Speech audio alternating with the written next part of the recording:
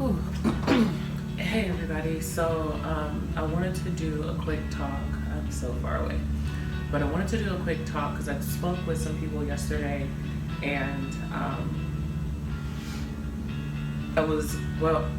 came across this article about like how to something about the market. I don't know. I'm constantly reading articles, and I came across this one article that said like get feedback from your customers. So I reached out to a few previous customers just to see how they were doing.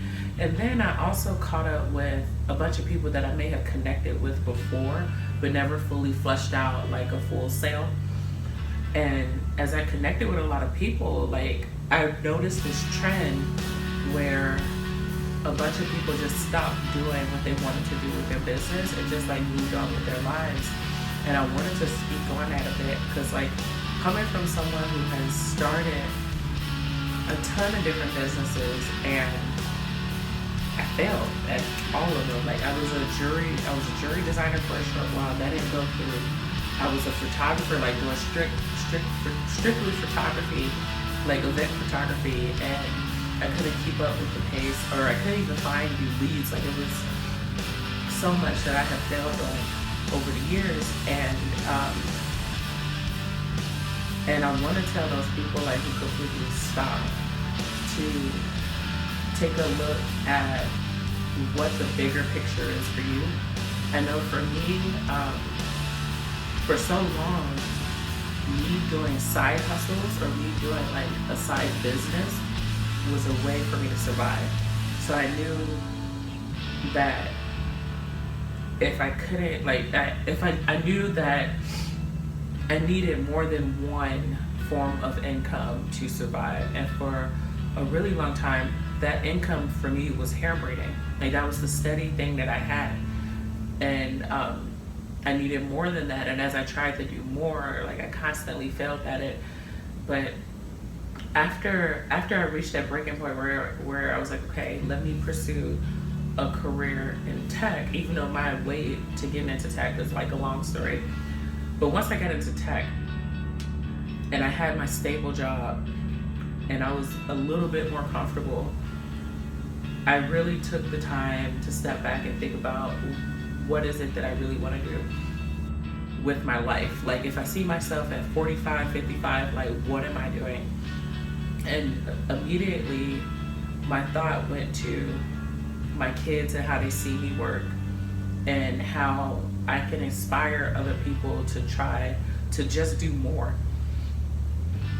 with what they have. And in the tech industry really opened up my eyes to what's out there, the possibilities, the opportunities. And once I saw that, I wanted so many more people to see that. So my mission, my drive, what keeps me going is I want people to be exposed to the resources that's out there. I want people to be exposed to the opportunities that's out there. They just need the direction to the door, really. A lot of people have a lot of great ideas. A lot of people have what it takes. Like you definitely, everybody pretty much has what it takes. If you have access to a phone, like I read so many stories where it was like a teenager, it wasn't a high schooler, all he had was access to a phone, and he created a business from there. He saw that there was a need for something, and he wanted to solve the problem, and he solved that problem just by using his phone.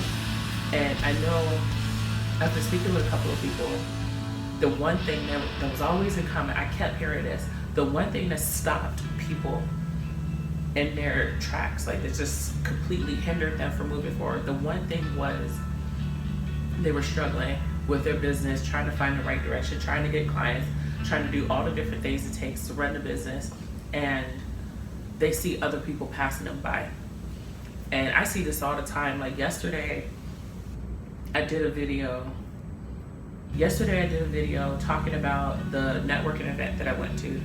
And I think either yesterday morning I saw an article of somebody who has a co-working space, and that was a co-working space for moms and their kids. And that was like my thing that I wanted to do. when I first started GeekMomsCo was to have this big, huge space that is dedicated to moms who are working on different projects and them to be able to bring their kids. Because the problem that not only do I face, but many others face is there's work, there's life, and those things are constantly moving. Like when you're at work, you're constantly focused on work and you have to dedicate all of your time to doing work. And when there's life, like you as a mom, it's not just you, it's you and everybody else that you have to take care of. It's you and all the surprises that comes along with being a mom. It's you and you may be a single mom, you may be the head of household, you may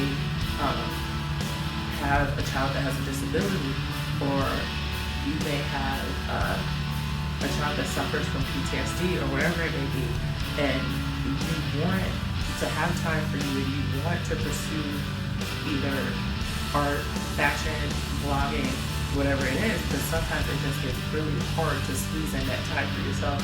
And even at home, even personally myself, it's very, very hard to find that space that is just for me and being creative. And like for me, sometimes you see just me in the video, sometimes you see me and the kids in a video, and I do love collaborating with my kids, and sometimes I don't collaborate with the kids, and I wanted to build that space for that to happen. So yesterday, when I saw the article about another woman who did their own incubator, or their own they did their own co-working space for moms, and they're launching an accelerator program for the moms to start their own business, I immediately got so angry. I was like, if only I worked harder, if only I like focused, if only I didn't like stop. If I didn't stop and like try to change up things so many times, like maybe it would have had this done.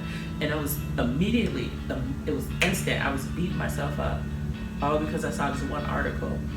And there's so many factors that go into it. You may see somebody else moving at lightning speed, passing you by and all of that. But again, there's two big things, or three big things. The first is you don't know their story.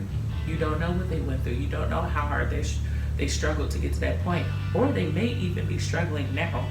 A lot of us, we like to say that we're doing great. We like to say that business is great. But I think there was one article that I had on why I started GeekMomsCo, and I think it was with model view culture. And it can appear, because yes, in this article, I think I was featured in one other list of tech moms too. And it appeared like I was doing great and business is booming and all this other stuff. But really, I had no clue what I was doing. I had no clue. If you would have asked me what GeekMomsCo was, I had no clue what it was.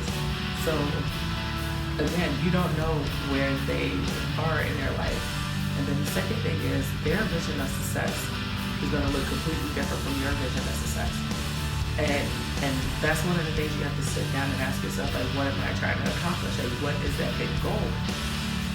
Because something for them, success for them could be they have clients and they have money coming in every day. Success for you might be I want a location in every country on the planet.